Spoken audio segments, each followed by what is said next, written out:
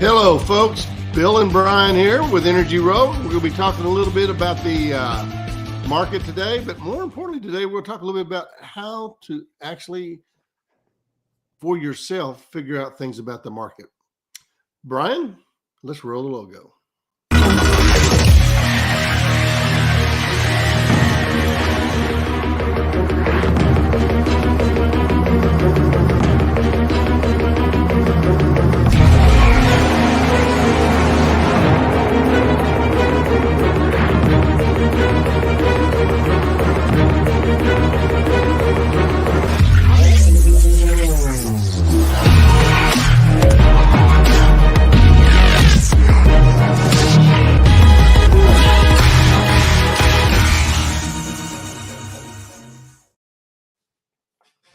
Hey, folks, listen, hopefully you're having a good Wednesday. It's Wednesday, and we are today going to talk about how to predict the markets, predicting the future with your magic 8 ball. Is that right? Just you and Brian using that magic 8 ball? Yeah, well, yeah, that's a factor, especially when it comes to energy commodities. But so what we're going to cover today is you run into a lot of predictions, and sometimes you have to look what's behind the predictions. And what we're going to walk through today is our approach in how we project what the future may hold. Now, as any analyst or prediction comes to play, you're going to be right, you're going to be wrong, and there are reasons why, and there are things that you can predict and things you cannot predict. So that we're going to delineate that. But I wanted to start. Oh, go ahead, Bill. Well, I was thinking you can predict everything. There are just some things that you're going to have a high percentage of being wrong on because of their volatility. Well, most times I hear people predict things, and then I ask them some questions, and you realize there's not much behind it. And by the way, folks, if you comment, we will try and answer those live. We're going to try in 30 minutes today. So, but what gave us this idea is I shared a podcast out of the United Arab Emirates with a Mike McGlone of Bloomberg, and he is projecting a $40 a barrel crude oil price. I don't agree with that, but if you listen to his thesis, he has some very valid backing. And then I walked over to a different headline. $100 crude oil price could be a 2024 black swan. So using oil as kind of an example here, we're currently at $71 a barrel. So there's a $40 projection and a $100, right? There's two different opinions. How would you go about, Bill, coming up with an opinion of crude oil price? So, I mean, I always go back to the fundamentals, which is, supply and demand. So you look about how much supply there is, figure out how much demand there is, and that begins to give you a very wide band of where it should be. It's a case where you can look at both those headlines and believe neither one of them. Right. And so the headlines for those that just joined, $40 a barrel, $100 a barrel, and we're currently at 71. So, and this past year, the low was 65, and the high was this is on the February contract. The high for the February contract was 88.21. Yeah, but the absolute high in 2023 was about over $100. Yeah. So, well, let's take a look at it on this chart. In 2023, we had 95 on the continuous. That was the front month. Okay. So 95 and 66. So you have a close to $100 that happened in 2023 and a $66. Now, the key is you can look at a technical chart, and there are traders that look at technicals and technicals only. And then there are traders that look at fundamentals and fundamentals only. We established Rogue Edge, which is our product that is $89 a month, and we established a platform that gives insight to natural gas, NGLs, crude oil, refined products, electricity, and rigs so that we can track the fundamentals of what's happening. We take a look at the technicals to try and figure out exactly what the roadmap is. So what we look at with fundamentals, what does supply look like? What does demand look like? Right, Bill? Right. When you're trying to predict something, if you're trying to predict the next 36 hours, you're going to probably find yourself leaning more toward the technical trading, and that's what's going to tell you what the day price is going to be in the next 36 hours. That's where you're going to get that information. Fundamentals, if you're looking for a long term, if you're going to say over the next 12 months it's going to be X, you're probably going to look at the fundamentals. The two things that you really look at, you look at what would cause the price to go up or down. What are the events? Most of the time you see these spikes based on geopolitical events. And then the other thing is what's the probability of that happening? And so that's where you look at it. But when you I'm going to give an example. We had towards December a live stream where we projected that we were going to be above $3 by the end of the year. We're wrong. However, we're wrong by a week. So the reason that we had that is because of fundamental bias.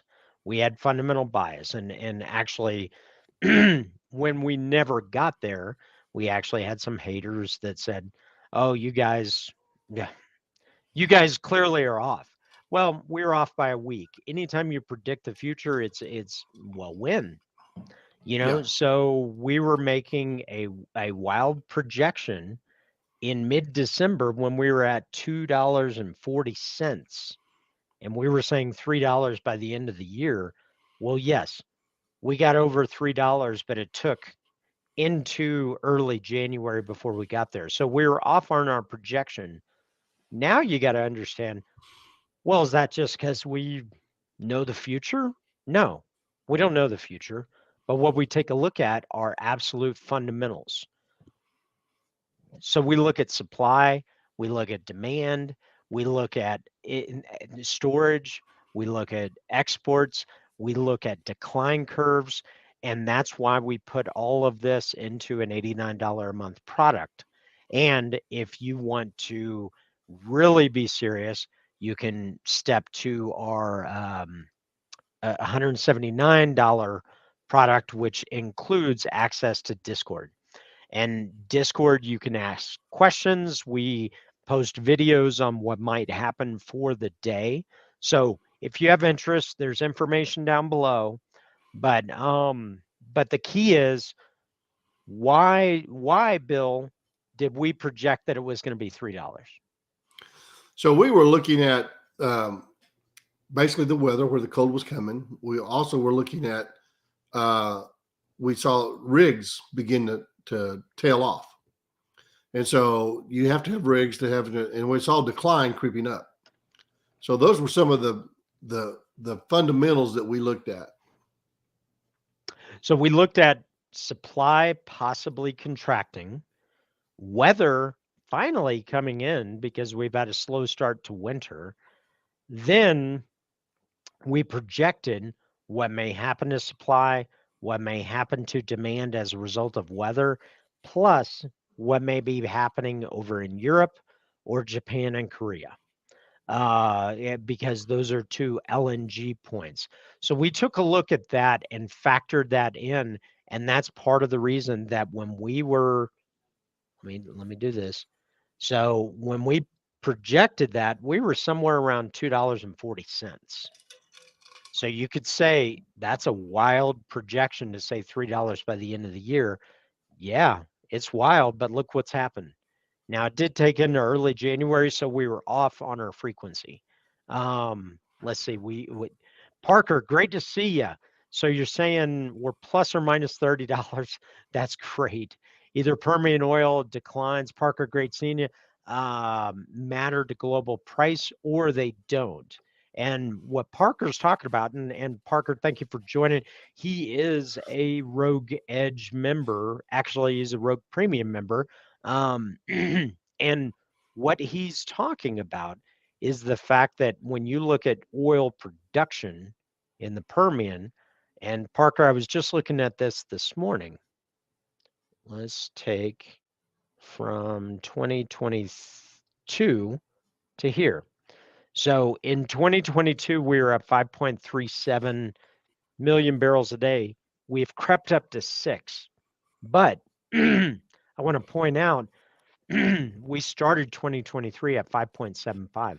So that's an incremental 250,000 barrels a day. And that's where Parker is talking about the thesis, which is we have significant declines in the Permian that happen every month, over 400,000 barrels a day, every single month. That means we need new production coming on. Well, how much new production are we bringing on? We are bringing on as of, let's see, as of November. The December numbers are going to be out this next week. Our November production was right at 400. So that means, and we've dropped more rigs since then. So what that means is right now, if you look at the projection of where Permian oil is going, we're just treading water. And until we add rigs, so Parker, really appreciate your thought here and your contribution, because until we add rigs in the Permian, which we're dropping rigs, and going into first quarter, right, Bill? Right. So when we look at the net of what's coming on, just realize that this decline is picking up only because production picked up 6 months before it. So most wells decline 70%, roughly, especially the Permian, around 70% in the first 12 months. And so a well, just to give you a quick number, a well is making 1,000 barrels a day when it came on. 12 months later, it's making 300 barrels a day. So actually, I think I have the real numbers right here. So this is for the Wolfcamp. Yeah. Yep. Which is one of the Permian plays. In month 1, you produce 1,380 barrels a day of production. By month 12, it's 217. So that's even more than 70%. Yep. And so what you have to do to maintain, when you drill that 1,400 barrel a day well, you have to drill one of those during that year just to replace the one that you've got. Or said a different way, you have 6 million barrels a day, but 400,000 barrels a day disappears every month unless you drill more oil. So, and realize that when you drill the next well, it has the same decline curve. You drill the next well, it has the same decline curve. You drill the next well, it has the same decline curve. So you've got to be on this treadmill of drilling to maintain that volume. Yes. And the Permian through 2021 and 2022, they were ahead of the curve. They were drilling and getting more oil than what they were declining. But decline is now catching up. Right. And so they either have to get back on the drilling curve, do some recent recompletions, and even when they were drilling, some of their oil couldn't flow because they couldn't get the gas out. So since then, what was it, in November that the 2 gas pipelines came on, the Permian Express and Whistler. Yep. And so that was able to not just allow gas to flow, but because it's associated gas with oil, it allowed the oil to flow as well. Right. And so we had some of the growth in that time period was because they could actually complete wells that they had been holding back because they had nowhere to take the gas and they weren't allowed to flare. So on that note, and Parker, thank you for joining and thank you for asking that question. So on that note, yes, we have a $30 plus minus based upon perspective. And again, this is part of the reason that we designed Rogue Edge to be attainable by anybody. Rogue Edge offers you everything, all these charts that we're looking at. And then if you're really serious, you can sign up for our Rogue Premium. And Rogue Premium offers you insight into our Discord channel with videos that come out at least 3 times a week. So we post videos about what may be happening in the marketplace, plus sharing great concepts and ideas. Like this was shared by Scott, talking about the natural gas storage inventories, which are way above 5-year averages. But the next 3 weeks, we're going to diminish that inventory from the 5-year average. So we have information like that we share as a community. But the key is, if you are looking, I want to be very clear on this. If you're looking to tune into this channel and take our projection and stop at the headline of what the projection is and don't look any deeper, you're missing the opportunity. The opportunity is anybody can throw out the $100. Anybody can throw out the $40. Now, I will say I have a different opinion on crude oil than Mike McGlone, but I listened to his thesis. He's got some very valid points.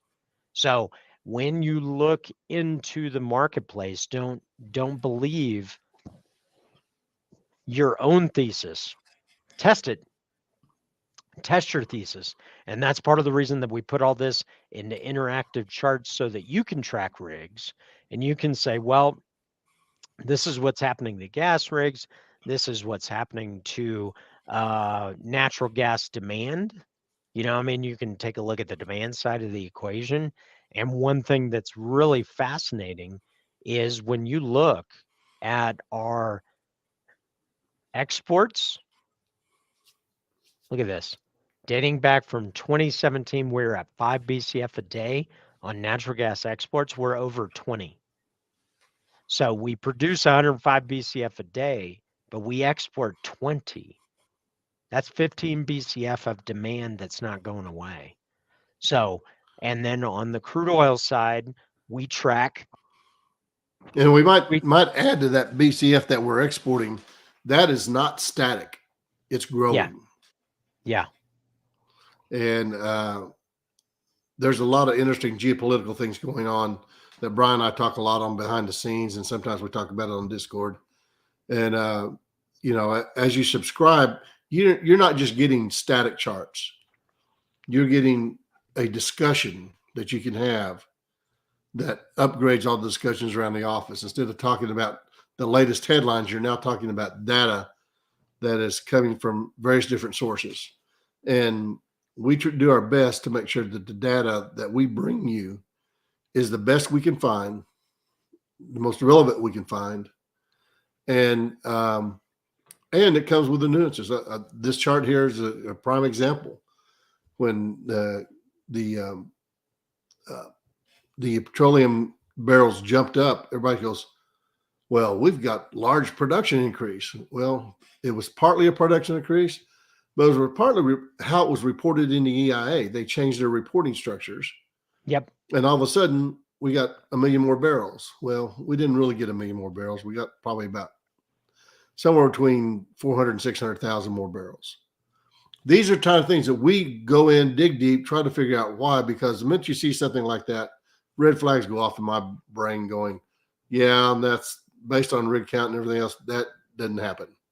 Well, and based on what we looked at, and this chart shows that at the beginning of the year, we were around 12.2 million barrels a day and that we've crept up to 13.2. So we grew 1 million barrels a day. But when you pick apart the changes of how the barrel production is reported by the EIA, they were underreporting the front side of the year and overreporting the back side of the year. So really the difference between the high and the low is a little compressed. We have grown, but as Parker mentioned, and Parker, I greatly appreciate you being a member and being part of it, and part of the conversation. But the thing that we've been tracking for months, and our members know this, is that the declines are coming and they're happening. We have dropped rigs from July to the end of the year, and that means that there is going to be a straight through formula on production declines. And in 2024, I made a pretty bold projection this morning on a podcast out of the United Arab Emirates on Gulf intelligence. They have a great platform and a great daily podcast that you can listen to. But my projection is we're going to be down to 12 million. We're going to struggle to stay above 12 million barrels in 2024. That might be aggressive, but that's what I think. What do you think of that, Bill? Yeah, I think a lot of that depends where we're looking at rigs at by June. Yeah. I think I don't think it's out of, I mean, it's not like it's, 10, but I think that it could easily be struggling to stay 12 in the third quarter. Well, what we track, and this relates back to what Parker was talking about. When we track the individual basins, I mean, the curve on all the basins are the same. Is that we're struggling to stay above flat, and that's not going to be the case for much longer. So let's see. We do have a question from Cooper. Great seeing you, Cooper. Hey, Coop. And saw a report that Asian LNG have declined yet again to roughly $10 MMBTU. Any concerned continued light demand overseas could result in less demand for those cargoes and then add to domestic supply. So there's two questions here, Cooper, and two that I want to touch on. The first is we actually track on our on Rogue Edge. We track what JKM and TTF are doing. Yesterday's price at JKM was $11.94, and so it is roughly about $10. TTF is struggling to stay above $10, but I would have a bifurcated response to that. Europe is likely to have less price support than JKM, and then so I think Europe has a lot more softer demand things than JKM, so I think that has a likelihood. But the fact of the matter is that will those cargoes come back because of soft international demand? My short answer, to keep it succinct, is no. And it's because of longer term investment horizons. So a short term dynamic will likely not divert the cargo. But a more macro is within the next 12 to 14 months, I say it's a no. After that, it's a maybe because we're going to have extra LNG export capacity globally, some in the US, about 2 BCF in the US, 2 BCF out of Canada, and 2 BCF out of Mexico. Do you have any piggyback comments on that, Bill? Yeah, I was going to say, I think that what you see here is probably some, I don't want to call it black market, but some LNG that's coming from countries that supposedly have demands on them that are where they're not supposed to be shipping it. Right. And I think we're seeing some Russian LNG hit the deal. I don't see any new LNG facilities in the Middle East. I think Qatar might be building one, but the demand overseas is going to be the big thing. Brian and I were talking today about bricks, and that's a whole nother conversation we'll have some other time. But how a lot of that is a lot of the demand is in the third world, what we call the third world, but in the developing nations. and in developing nations, they don't really have a choice but to use fossil fuels. And Yes. so, and LNG is their cheapest fuel. I know that seems unbelievable at, you know, landing over there in some cases $20 or $30 maybe to you, but that's still cheaper than that. And most of those people, I mean, it's hard to just imagine that right now almost a third of the entire world still uses wood and dung for heating sources. Yes. So they don't Yeah. want to stay there. And so I would say, you know, that uh, this would be I don't want to call it temporary, but at least a set time that you would see some of this activity and volatility be in there. Yeah. So I think when you're watching that, I think probably you should be thinking along these lines, maybe that it's going to be more temporary than actually, Whatever you you know. do, don't fall asleep. Exactly. So anyway, Cooper, great to see you. I hadn't seen you in a while, so glad you listened in. Hopefully that answers your question. Feel free to drop a comment if that doesn't. And we did have another comment from James. James, great to see you. So glad you joined us. And the guy at Bloomberg has been calling for the oil to crash for months and months. Now, I want to make a observation here because I spoke to Mike today, and he has been calling for it for months and months, but if we go back in time to September or October, we've gone from 95 to 70. So trajectory wise, his call is on target. It may not be a straight line for 40. And I do hold a different opinion. However, what's important is I listened to his thesis this morning. He has a very sound thought process on it, and I'm actually going to link him in the comment so that he can respond. But he has a very thoughtful process, and it's not a haphazard. I see a lot of analysts that just throw a number and don't really have much of a thesis behind it. He does have a pretty good thesis. I don't agree with it mainly because of the what we're looking at in terms of declines. So I think the declines are going to overtake because when we look at the rigs, let me get to that chart. I think demand would have to go way off before us to get down there. Now, he may be predicting to go to $40 to touch $40 and pop back up. I think that could happen. We've already seen crude oil go to a negative $37, but that had nothing to do with the fundamentals of crude oil. It had everything to do with the trading of crude oil Right. and on the close of the contract month. Yeah. And so but the main thing is that the main point and part of the reason that I hold a different view than Mike is we grew oil production and natural gas production by roughly 20% by tripling 300% gain on rigs, and now we're starting to decline on rigs. So we grew by 20%. A lot of the bears out there are expecting the production to continue. I hold a different view that that production is tipping and it's just starting, and we're going to be on a roller coaster down. So we're probably a contrarian there, and we are not financial advisors. Please do your own research before any trading positions. But James, I greatly appreciate you joining us and being here. Listen, it's great to see you again because I've seen you before. So thanks so much for stopping in. And let's see, Cooper had a piggyback comment. Wholeheartedly agree on the demand growth thesis in the third world. Don't get me started on the BRICS. That is a longer conversation, and we're not going to Yeah, cover that yeah, today. that's a full So, six-pack story. That's for sure.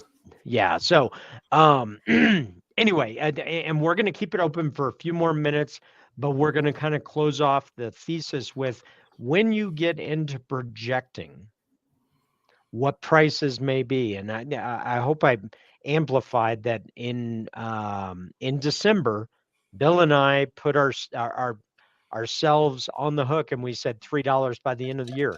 We were wrong. 100%. We were wrong. However, if you waited a week to 10 days, we were right. So today we're trading above $3 and it's that's where we are. On crude, I hold a dramatically different opinion. If you want to join us, you'll get insight to what our opinions are for the remainder of the year. But the key message, I'll close this off and then I'm going to open it up to Bill to piggyback. When you see these headlines and if you are trading positions, if you are putting on investments based upon this headline or this headline, look a little bit deeper. And that's why I appreciate James. James obviously is keeping track of what people are saying out there because it's important information to understand the underlying thesis. And listen, you don't have to join our services or our community to find information like this. EIA is a great source for information like this. OPEC is another great source. So these sources are out there. We've put a lot of this data into one convenient package and then offered a nuanced perspective in our Discord community so that we can interact with each other as a community. So, what are your closing thoughts there, Bill? So just a couple of things. First of all, guys, we're all in this together trying to figure it out. And so what we try to do is bring you enough information that give you an advantage and where you don't have to go and dig all this stuff up. Try to save you a little bit of time, point you in some of the right directions, comment on some of the nuances, try and basically keep it there. And then I will remind you of what I always remind Brian. If you predict something long enough, eventually it happens. Yes. And so it's one of those that, I've been in this business way too long to say it's going to go one way or go the other way and stay there forever. I've seen $1.50 gas and everybody was employed in doing that. I've seen $9 gas and people were laying off. So it is not always one way or the other, and it's never just one thing. Right. It's never one thing. Multiple things. But I see the trajectory of the rigs as being a leading indicator that supply is going to start to drop on crude and gas. And with supply dropping, what does that mean? On natural gas, I don't see any demand response. Crude oil, it does depend on the recession. The recession. Are we going to have that, Bill? The recession? The longest predicted recession in America, I think. When did we start that conversation? I think it's been going for 18 months, and it's still going on. Months. Now, there are leading indicators that the recession might start to be coming. But listen. But if you predict it long enough. Yes. It'll happen. Yes. And so listen, Parker, Cooper, James, thank you so much for commenting. Thank you so much for joining. And listen, we're going to close it off. If you have some comments or you're watching this not live, drop us a comment. We will respond. And listen, we're here for you. So this is something we're doing to try and add to the conversation to help you so that you're equipped so that you can know how to predict or project or understand where you may go in 2024. Do not do the Jerry Maguire quote, please. That's what you sounded like. Help me, help you. Because I've seen enough horror movies to know any weirdo wearing a mask is never friendly. So we appreciate it. We enjoy what we do. We love this stuff. Comment, let us know, reach out to us. More importantly, subscribe. Yeah. And listen, thank you so much. Thanks for listening in. That means you're serious about understanding energy. Keep listening and keep coming because every week we're going to come back with something different. So listen, hopefully that gets you started for 2024. Thanks so much. Any closing thoughts, Bill? Hey, listen, you guys just be safe and kind out there. And, oil and gas, it's going to be around for a while. So you better figure out how to understand it. Yep. So thanks so much, folks. We'll see you next week.